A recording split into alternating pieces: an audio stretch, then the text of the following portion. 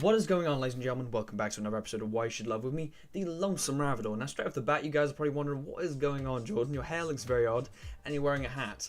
Now, the problem is here, guys, I haven't actually recorded for quite a while. It's probably been about a week since I've recorded. My hair has suddenly, all of a sudden, just feel like it's sprouted out of my head and gotten quite out of control. And, yeah, so basically, I've sort of gone for the, I literally cannot get this under control at all. I've got my haircut booked in a couple of days. So, yeah, I'm trying my best to sort of just do what I can. It looks a bit naff, but it's just like, But yeah, let's be serious about this and don't take the mic. But anyway, let's focus on my episode of Why You Should Love. As today, we'll be telling you why you should love Dead Island. Oh, look at the posture on the game. Looks fantastic. Okay, let's rock and roll, guys. Let's rock and roll. So first things first, number one reason to love Dead Island is if you are a big zombies fan. I say this with a lot of my other games, such as like Resident Evil and other games, and 7 Days to Die. I do say that if you like zombies, then the majority of the time you will enjoy these kind of games, as they really don't let down that much, and does definitely offer you the best in zombie entertainment. But you know, and this game definitely doesn't disappoint as well, as the game itself does kind of introduce you to a new kind of like a very more open kind of zombie genre, I suppose. Ignoring 7 Days to Die, this is probably quite an early, well, especially for PlayStation, I guess, PlayStation genre, very free roam, probably one of the most free roam zombie kind of games I've ever played, on the PlayStation anyway. If you love zombies, then you will definitely love this game. So yeah, that's my first point. Let's move on to my second point.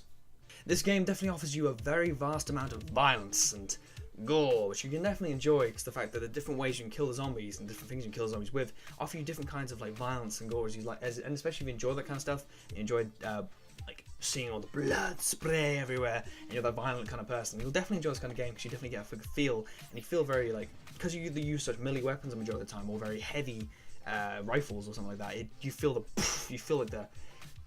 the hit of everything. It sort of just blasts up, and you just you feel like you can feel the damage you've caused, and it's fantastic, to be fair. But yeah, that's about it for my second point. If you are a violence lover and love the bloodiness, you'll love this game.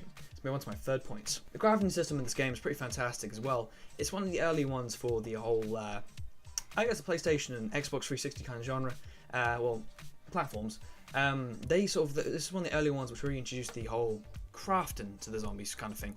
Obviously, it kind of got, I imagine it got inspired slightly through Capcom's Dead Rising, like Dead Rising 2, and Off the Record if you count that as a game.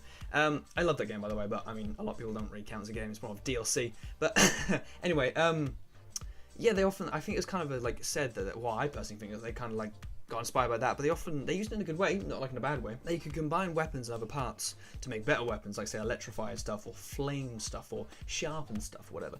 And it definitely didn't disappoint, and it made things very like interesting and good and stuff like that. So yeah, it definitely like crafting was definitely a good point to Dead Island, and there's a fantastic reason to love it. Anyway, let's move on to my fourth point.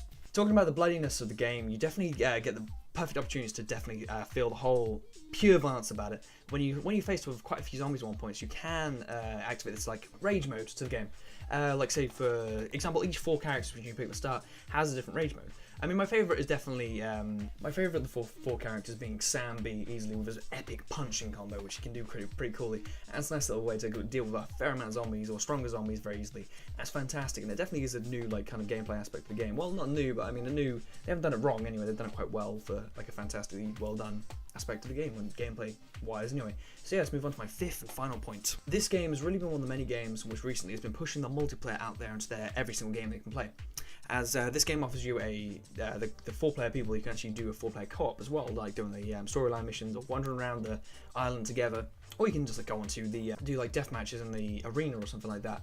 And yeah, it's quite cool, and you get to work together, and it's quite like a fantastic little multiplayer to do, and it's very fun to do anyway. So yeah, that's about all for me, ladies and gentlemen. I hope you guys have enjoyed this episode of Why You Should Love, and I hope you guys will definitely consider playing Dead Island after my little talk about it. Anyhow, ladies and gentlemen, I've been TheLonesomeRavidor, and you guys are beautiful. Thank you very much for watching. I'll see you in the next one, ladies and gentlemen. Goodbye. Watcha!